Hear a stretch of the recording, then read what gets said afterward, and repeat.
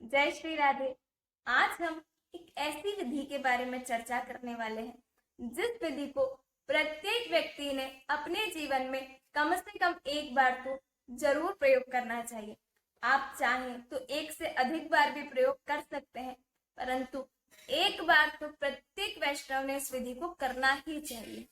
देखिए, भोग हम सभी ठाकुर जी को लगाते हैं, परंतु एक ऐसी विधि है जिस विधि से अगर हम अपने ठाकुर जी को भोग लगाते हैं तो एक नहीं, दो नहीं, बल्कि 10 सहस्त्र अर्थात 10,000 वर्षों के लिए हमारे ठाकुर जी तृप्त हो जाते हैं। इस विधि के उपरांत अगर आगे कभी भी हमारी सेवा में कोई चूक रह जाती है तो हमें किसी प्रकार का दोष नहीं लगता, क्योंकि ठाकुर जी पूर्व से ही तृप्त है। तो हम सभी जानना चाहेंगे कि ऐसी कौन सी विधि है, उसमें क्या कठिनाइएं हैं, क्या क्या हम नहीं कर सकते।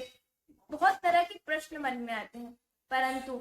ये एक इतनी सरल विधि, इतना सरल सा तरीका है जो कि हम सभी अपने अपने घरों में बड़ी आसानी से कर सकते हैं। तो क्या विधि है, अब हम उस पर चर्चा करते हैं। तुलसी वृंदा ठाकुर जी को अत्यंत प्रिय है, तो एक सबसे पहला काम, शुद्ध देसी गौ माता के गोबर से हमें जिस भी स्थान पर नैवेद्य बनाना है उस स्थान का लेपन करना है और उसके बाद गोबर से ही चूल्हे का निर्माण करना है। और वृंदा तुलसी, तुलसी की लकड़ियां हमें ईंधन के रूप में प्रयोग करना है। इस चूल्हे में ईंधन के रूप में अन्य कोई लकड़ी या अन्य किसी वस्तु का, घासलेट इत्यादि का उपयोग ना करते हुए हमें सिर्फ और सिर्फ तुलसी की सूखी लकड़ियों का उपयोग करना है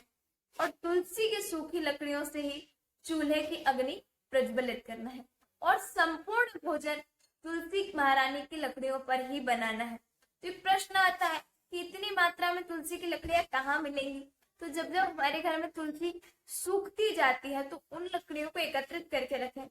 और कुछ समय में ही हम देखेंगे कि हमारे पास इतनी लकड़ियां एकत्र हो जाती हैं कि ठाकुर जी की प्रसादी जितना भोग तो हम बना ही सकते हैं।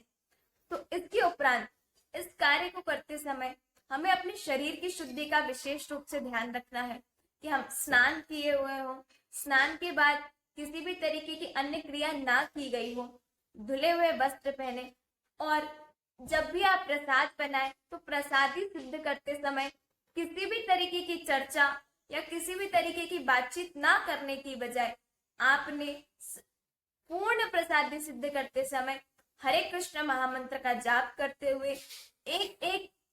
अनाज के दाने को बीन करके, धुल करके अपने हाथों से अन्य किसी बाहरी व्यक्ति की मदद ना लेते हुए, किसी बाहरी व्यक्ति की अनुपस्थिति में ही इस प्रसाद को तैयार करना है और ढक करके ठाकुर जी के समक्ष लेकर के जाना है। और जो भी सुंदर प्रसाद आप बनाते हैं उसमें शुद्ध देसी गौ माता के घी और गौ माता के दूध का प्रयोग करें और यह प्रसादी ठाकुर जी को अर्पित करें। तो बड़ी ही सरल विधि है और बड़े ही सरल तरीके से जब हम भाव से ठाकुर जी को ये तुलसी की लकड़ियों पर बना हुआ प्रसाद अर्पित करेंगे तो एक नहीं बल्कि 10,000 वर्षों के लिए हमारे ठाकुर जी तृप्त हो जाएंगे। तो आप सब भी इस विधि को अपने अपने घरों में जरूर प्रयोग करके देखें